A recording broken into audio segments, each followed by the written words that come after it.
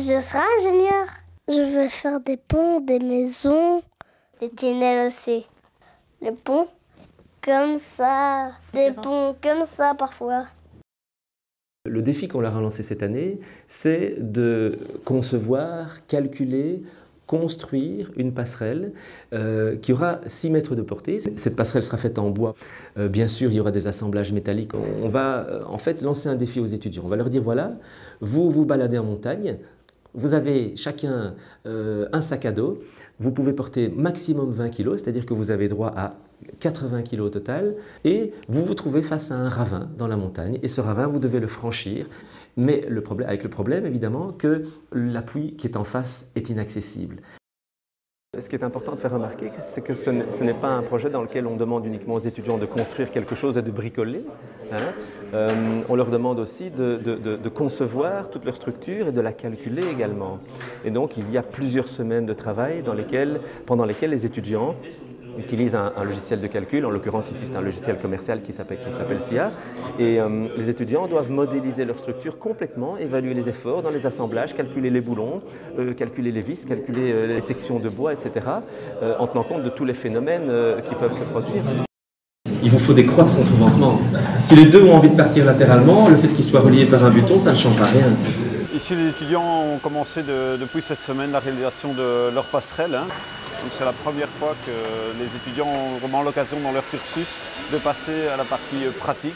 Ils ont dû faire d'abord tout leur design, ils connaissaient donc les caractéristiques des matériaux et ils ont fait un bon de commande. On leur a fourni les matériaux, ils sont là ici pour monter, donc nous on est là pour vraiment être vigilants au niveau de la sécurité et de l'emploi des différents outils. Enfin, ils se retrouvent face à tous les aléas qu'on trouve en laboratoire aussi. Un petit peu tous les petits problèmes techniques qu'ils doivent surmonter. Les étudiants sont dans la dernière partie de leur projet et ils doivent maintenant donc déployer leur passerelle, donc la fabriquer sur une des deux berges, puis la placer au-dessus du ravin. Et ensuite, quand ils ont monté l'ensemble de leur structure, on va mettre la structure en charge. Oui.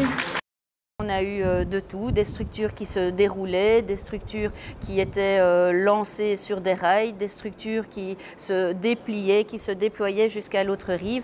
Et il faut dire que les étudiants nous ont vraiment épatés avec l'ingéniosité des systèmes qu'ils ont inventés. Comme promis, on a réussi à monter la structure et l'envoyer de l'autre côté. C'est très chouette d'encadrer un projet comme ça, comme assistant, parce qu'on a l'occasion de faire des choses qui sont plus rares dans les études de construction en général, qui sont travaillées autour de la conception.